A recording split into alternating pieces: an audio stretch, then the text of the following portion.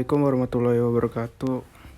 Di sini saya akan mempresentasikan dari tugas mencari 6 jurnal tentang keekonomisan sistem penyimpanan energi dari buku Renewable Energy di MK Energi Terbarukan. Langsung saja, dari isi materi dan jurnal yang saya dapatkan yaitu yang pertama adalah implementasi model penyimpanan energi ganda untuk solar home system. Yang kedua ada peningkatan efisiensi energi menggunakan baterai dengan kendali otomatis dengan penerangan ruang kelas berbasis PLTS. Yang ketiga ada analisis hasil penyimpanan energi biogas ke dalam tabung bekas. Migrasi baterai lithium dari mode otomotif ke mode penyimpanan energi untuk sistem pembangkit listrik tenaga surya. Dan kelima ada analisis proses dan tahapan penyimpanan energi listrik dari sel surya.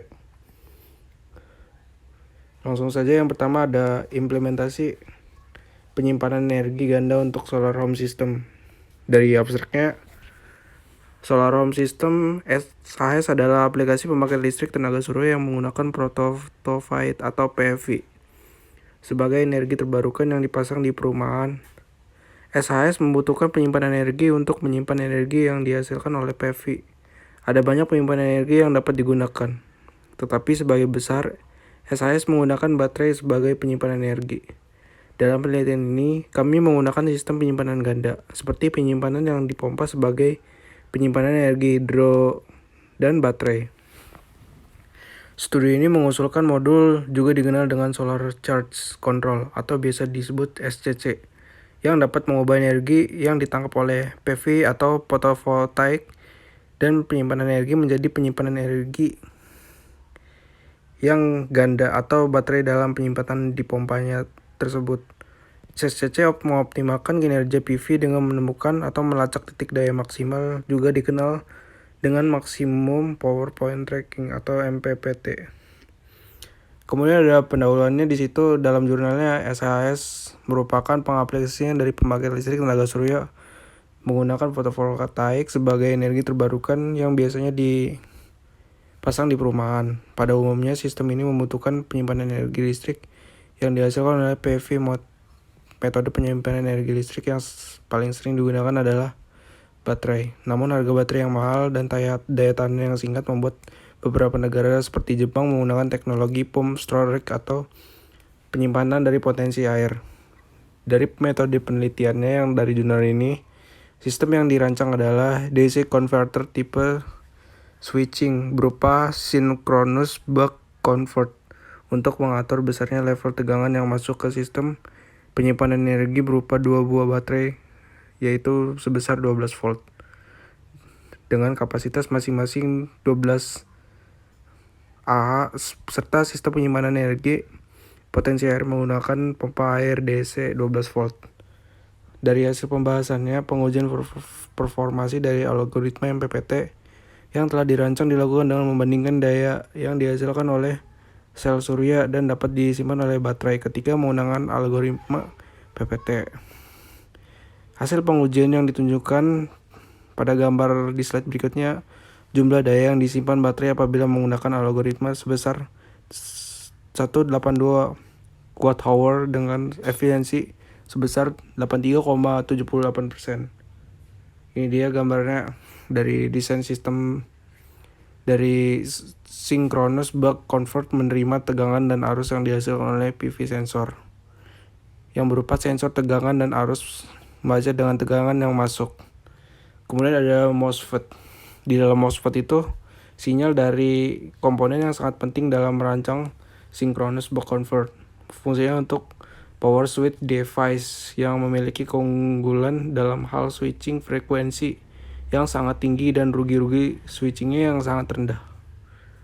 Berikutnya dari jurnal yang kedua yaitu peningkatan efisiensi energi menggunakan baterai dengan kendali otomatis penerangan ruang kelas berbasis PLTS.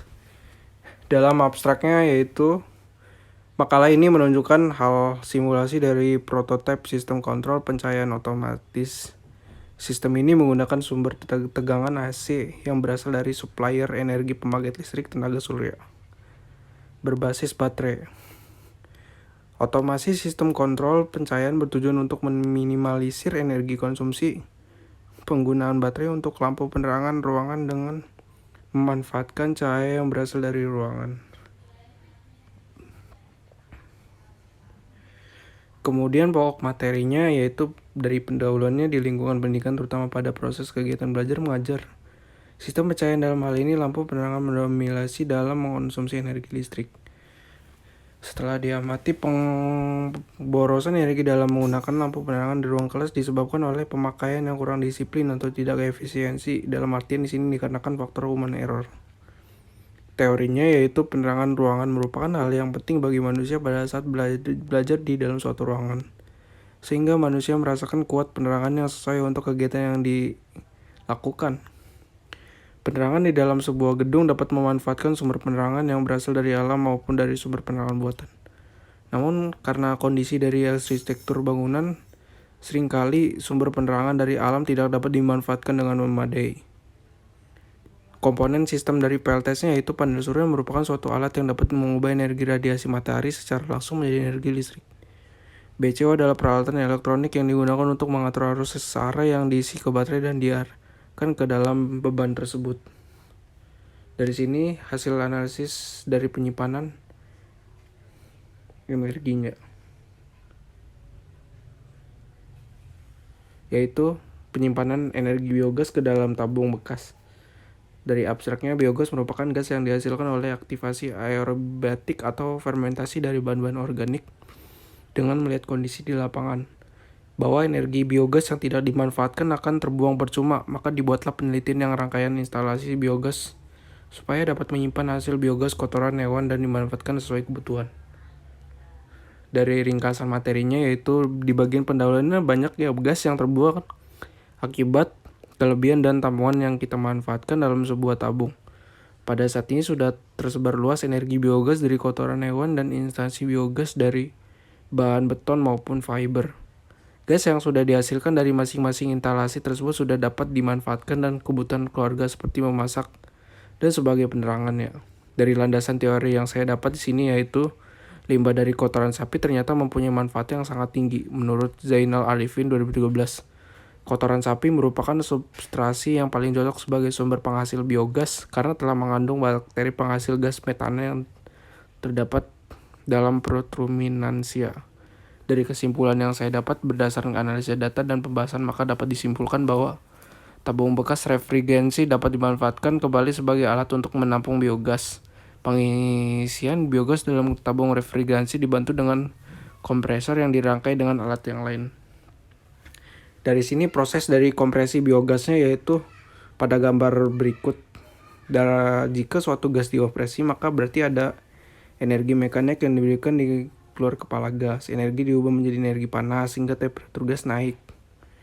Terus kemudian ada komposisi dari biogasnya yaitu ada metana, CH2, karbon dioksida, CO2, nitrogen, hidrogen sulfida, oksigen yang dengan kandungan yang berbeda-beda. Kemudian ada tabel kandungan gas metana pada hewan ternak.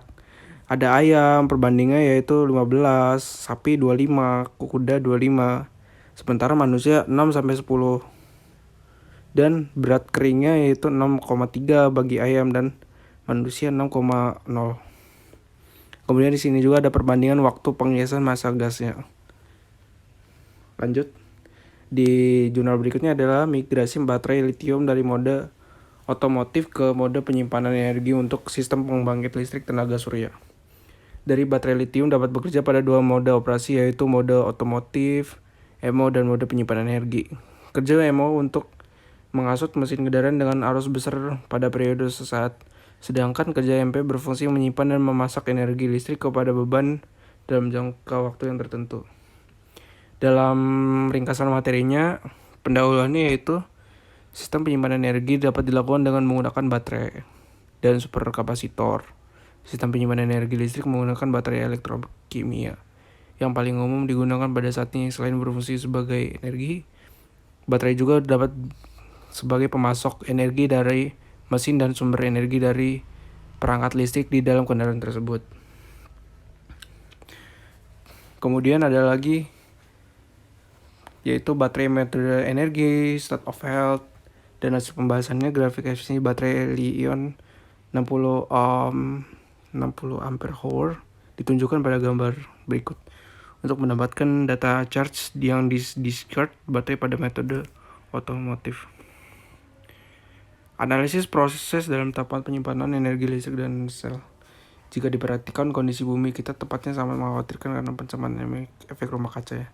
Langsung saja di sini metode penelitiannya yaitu menggunakan solar power meter, hydrometer, baterai, multimeter, modul sel surya, stopwatch, dan tempat waktunya yaitu dilakukan di Laboratorium Teknik Elektro Fakultas Teknik UMM pada bulan Maret September 2018.